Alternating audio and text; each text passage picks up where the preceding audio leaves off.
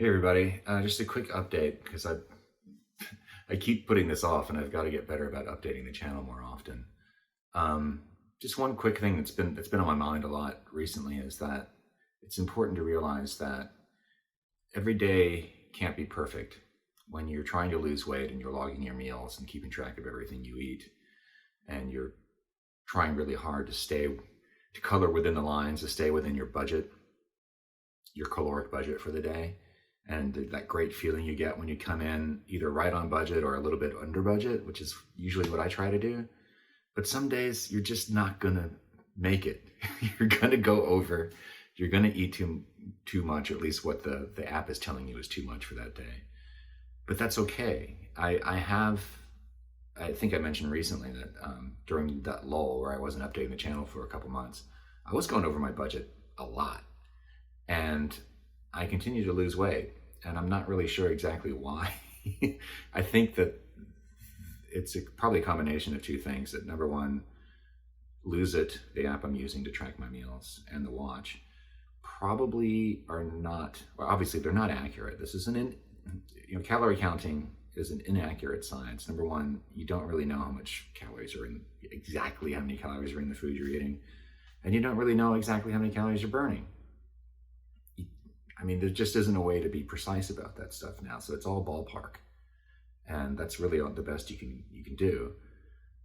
But my theory is that the app kind of overestimates, or underestimates, I should say, how many calories I burn on a day. It probably underestimates my basal metabolic rate, my resting metabolism,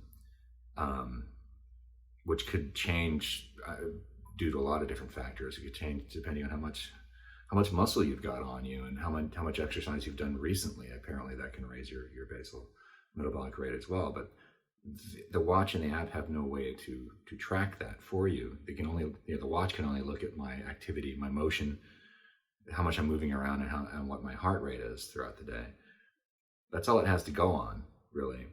So I think the really important thing though is just to keep your eye on the ball, and you just realize that you're going to have days where you go over your budget, and that's okay.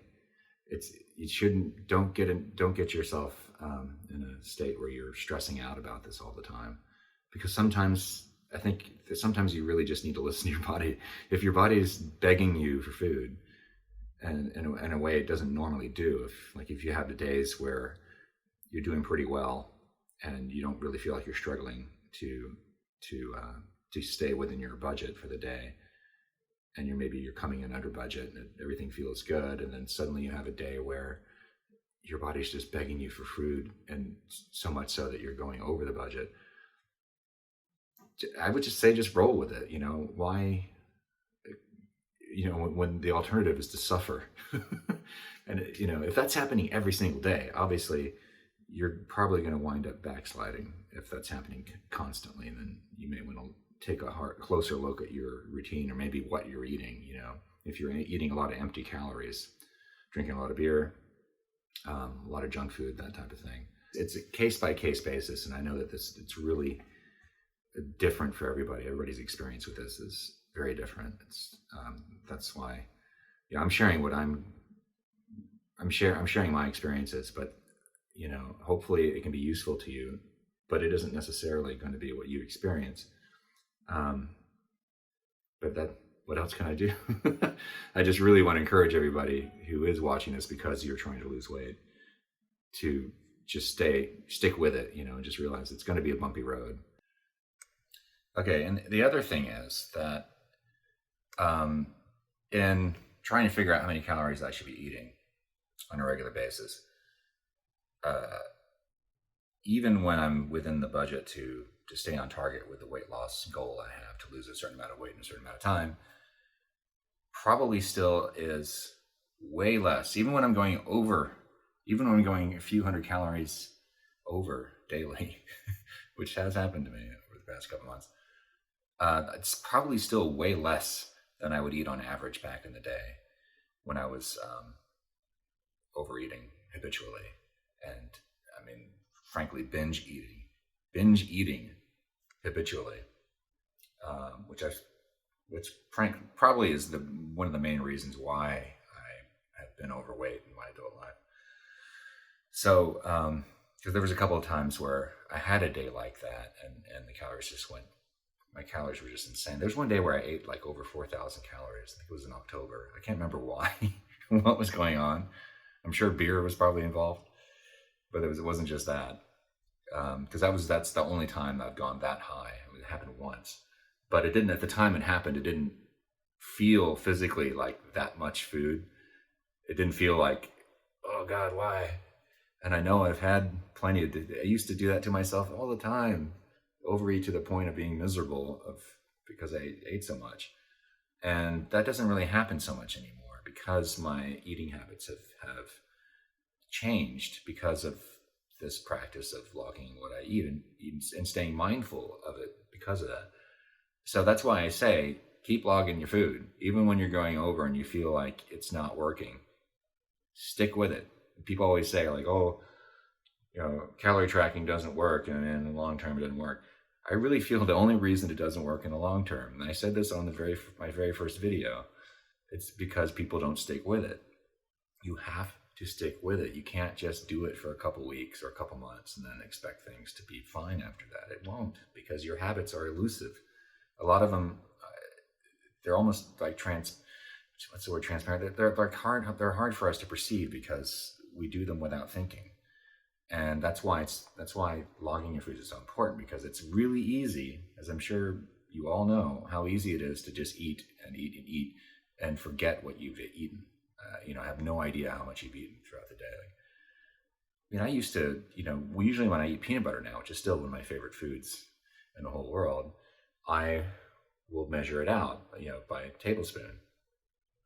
And, I don't try to get it exact every time. I kind of eyeball it. And that's part of doing this, is you could drive yourself crazy by measuring and weighing everything out. I don't think you have to do that. You need to get familiar with how much, get familiar with it enough that you can eyeball it and guesstimate. And that's usually good enough. But anyway, I'm getting sidetracked here.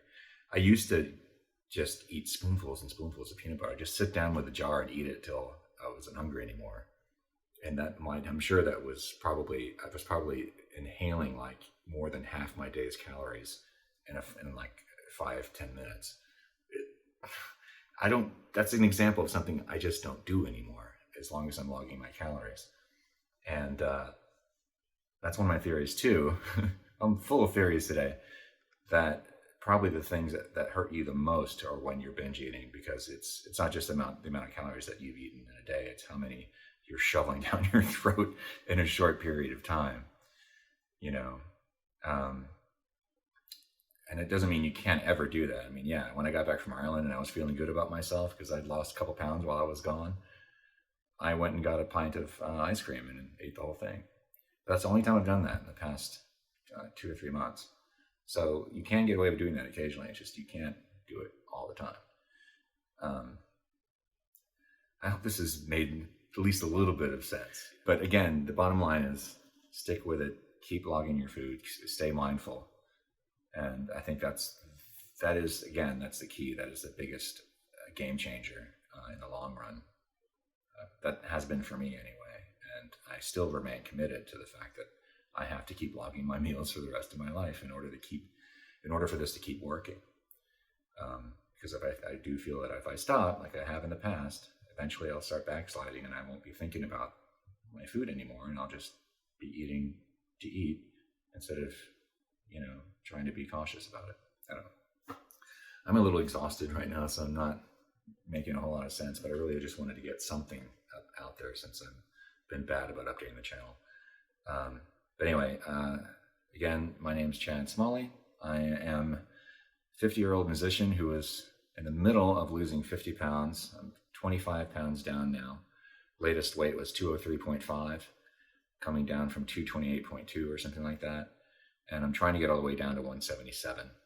And maybe I'll get beyond that, you never know.